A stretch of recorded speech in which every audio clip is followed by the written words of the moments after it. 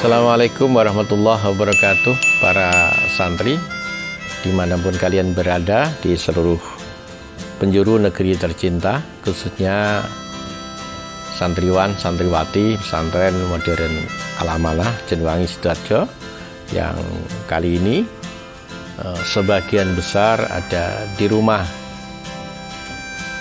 Ada sebuah nasihat dari orang tua,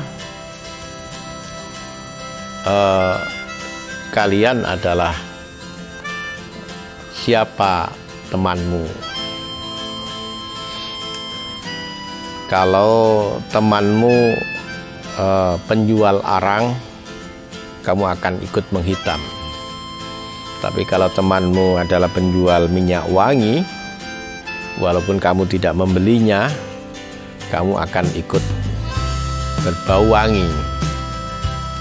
Oleh karena itu penting di rumah kalian untuk bisa memilih teman yang wangi, teman yang membangkitkan jiwa dan hati kalian untuk melakukan kebaikan dan menghindar dari teman yang berpengaruh buruk. Moga-moga dengan memilih teman yang baik, kalian bisa menjadi orang yang mulia di kemudian hari. Amin. Para santri, sebelum saya teruskan vlog ini, saya berharap untuk kalian subscribe dan bunyikan lonceng agar vlog ini berkembang dan termotivasi untuk membuat vlog baru. Dan bagi mereka yang sudah subscribe, saya sampaikan terima kasih. Harapan saya vlog-vlog yang kita buat sederhana ini bisa menemani kalian di bulan puasa ini untuk menjadi tontonan yang menghibur, syukur bisa menginspirasi untuk terbiasa melihat hal-hal yang kecil di sekitar kita, kejadian-kejadian, peristiwa-peristiwa sederhana di sekitar kita. Karena pada hakikatnya tidak ada sesuatu kejadian atau peristiwa atau apapun di sekitar kita yang sia-sia. Semuanya sebenarnya adalah pelajaran-pelajaran yang disiapkan Allah, kurikulum yang Allah siapkan agar kita menjadi pandai. Orang yang pandai itu bukan mereka yang bergelar. Itu al-kayyisu man dana nafsahu wa amila lima ba'dal mauti. Orang yang pandai itu adalah orang yang bisa mengendalikan nafsunya dan banyak melakukan sebuah kebaikan yang bernilai di akhirat nanti. Para santri, tokoh kita ini unik. Tahun-tahun 50 sampai 70 ya, 70-an itu seluruh pesantren, kiai di pesantren besar itu pernah ngaji pada tokoh kita ini. Ini tokoh kita ini luar biasa dengan cara pendidikan yang sulit ditemui pada tokoh-tokoh yang lain. Beliau termasuk pejuang kemerdekaan. Beliau melawan penjajah, yang pertama yang dilakukan adalah dengan pendidikan di pesantrennya. Doktrin-doktrin tentang keberanian, tentang jihad, tentang mati syahid, tentang penjajah harus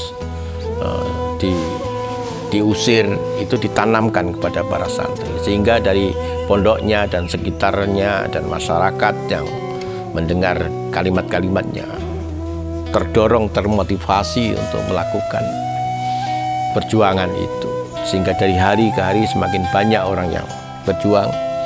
Yang kedua, beliau terkenal orang yang ahli suwuk. Artinya beliau bisa memberikan doa sehingga para pejuang ini bisa kebal senjata, bisa kebal peluru, bisa lari dengan cepat, bisa memiliki kekuatan yang tidak dimiliki oleh manusia pada umumnya. Karena mulai diketahui kiprahnya, maka beliau ditangkap dan dipenjarakannya. Nah, pada saat beliau masuk di penjara, ini Belanda malah repot. Yang pertama, seluruh pintu tahanan itu tidak bisa dikunci, sehingga penjaga penjara harus terus-menerus siang malam menjaga tahanan. Mereka capek. Yang kedua, banyak orang yang datang mengunjungi beliau, bukan hanya dari satu kota, dari banyak kota. Bahkan ketika dilarang untuk mengunjungi, mereka tetap berbondong-bondong untuk datang ke rumah tahanan itu dan minta agar mereka juga ikut ditahan.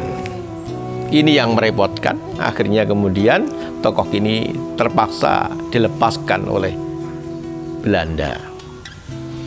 Para santri, ini yang pertama, barangkali kalian sudah bisa menebak siapa tokoh kita ini. Yang kedua, untuk membantu tokoh kita ini sebelum menjadi tokoh yang kenamaan, tokoh ini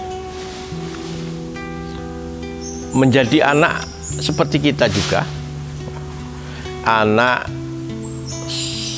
bapak ibu, pasangan suami istri yang sejak dini sudah memiliki niat agar anaknya ini di kemudian hari menjadi seorang yang alim, seorang ulama yang bisa menyebarkan ilmu dan agama.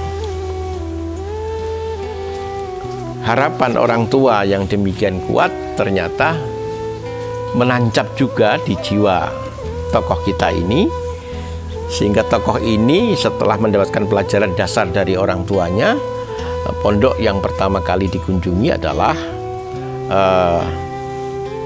pesantren Langitan yang waktu itu diasuh oleh Kiai Muhammad Nur. Kemudian tokoh ini pindah ke pesantren Cangaan di Bangil, kemudian pindah lagi ke pesantren Kebon Candi di Pasuruan, sebelum beliau di Banyuwangi. Tokoh kita ini memiliki semangat yang luar biasa, cita-cita yang sangat tinggi, dan itu diwujudkan dalam bentuk riyadhahnya. Walaupun orang tuanya mungkin cukup untuk memberikan bekal, tapi beliau berusaha untuk bisa mandiri. Misalnya ketika beliau di Sidogiri, dia tinggal di Kebon Candi agar beliau bisa bekerja sebagai buruh batik. Dengan itu beliau mendapatkan uang, kemudian yang ditabung sebagian untuk biaya di pesantren, biaya hidup sehari-hari. Demikian juga ketika di Banyuwangi, beliau menjadi buruh untuk mengambil buah kelapa. Dari hasil itu dia tabung, dia pakai kebutuhan sehari-hari. Selain menjadi pemetik buah kelapa, beliau juga mengabdi kepada sang kiai dengan menjadi khodam, dengan mengambil air di tempat yang agak jauh, dan segala keperluan kiai beliau bantu dengan sekuat tenaganya. Ini menunjukkan tokoh kita ini memiliki semangat yang kuat untuk menggapai cita-citanya. Para santri, hasil dari beliau menjadi buruh, kemudian menjadi tukang pemetik buah kelapa, dikumpulkan, dan itu kemudian dipakai untuk pergi ke Mekah untuk meneruskan pelajarannya. Para santri di Mekah, teman-temannya menjadi saksi bahwa beliau tidak pernah dikirim oleh orang tuanya. Beliau mandiri di sana dengan menulis risalah-risalah kecil yang dijual kepada teman-temannya. Itu cukup untuk bekal hidup di sana sambil mengaji. Dan beliau juga terus melakukan riyadhah di sana. Kata teman-temannya, beliau sering makan kulit semangka sekedar untuk mengganjal perutnya. Dengan itu beliau kemudian menjadi tokoh yang karismatis, yang terkenal menjadi seorang ahli fikih, kemudian terkenal menjadi seorang ahli ilmu alat. Dalam hal ini beliau hafal alfiyah dengan cara bolak-balik dari bawah ke atas, dari atas ke bawah, alfiyah yang 1000 bait itu. Kemudian beliau juga waskito, mengetahui hal-hal yang belum terjadi. Para santri, akhirnya tokoh kita ini pulang ke daerah asalnya dan mendirikan pesantren. Kemudian pesantren ini terus tumbuh berkembang. Kemudian beliau punya menantu. Kemudian pesantren ini diberikan ke menantunya. Beliau pergi mendirikan pesantren lagi yang baru, yang kira-kira jaraknya 1 km dari pesantren yang pertama didirikannya. Kemudian dari pesantren yang baru ini, santri pertama adalah Hadratus Syekh Haji Hasyim Asy'ari. Itu barangkali isyarat dari tokoh kita ini. Saya harapkan para santri bisa menebak siapa tokoh kita yang satu ini. Terima kasih terhadap komen dan jawaban kalian pada tokoh kita kemarin, dan sebagian besar jawabannya adalah benar, yaitu Syekh Mahfud At-Tarmasi, seorang tokoh yang namanya tidak tergantikan.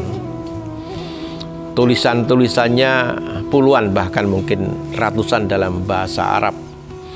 Beliau masyhur di Mekah dan di Indonesia, namanya menjadi legenda,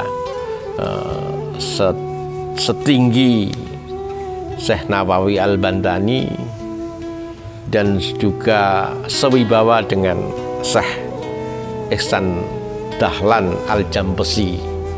Kita semua merasa beruntung memiliki tokoh yang sebesar ini. Oleh karena itu, dalam kesempatan bulan puasa ini kita membaca Fatihah kepada tokoh kita ini, Syekh Mahfud At-Tarmasi, dan juga tokoh-tokoh yang sudah kita sampaikan dalam vlog-vlog yang lalu. Semoga-moga kita semuanya diberi kemampuan oleh Allah untuk meneladani perjuangan hidupnya, meneladani semangat dan kecintaannya terhadap ilmu, sehingga di hari-hari yang akan datang negeri kita tetap dihiasi oleh ulama-ulama penyebar ilmu, penyebar kebaikan seperti para beliau. Lahumul Fatihah. Iyyaka na'budu wa iyyaka nasta'in ihdinas siratal mustaqim siratal ladzina an'amta 'alaihim ghairil maghdubi 'alaihim waladdallin. Terima kasih. Akhiran, assalamualaikum warahmatullahi wabarakatuh.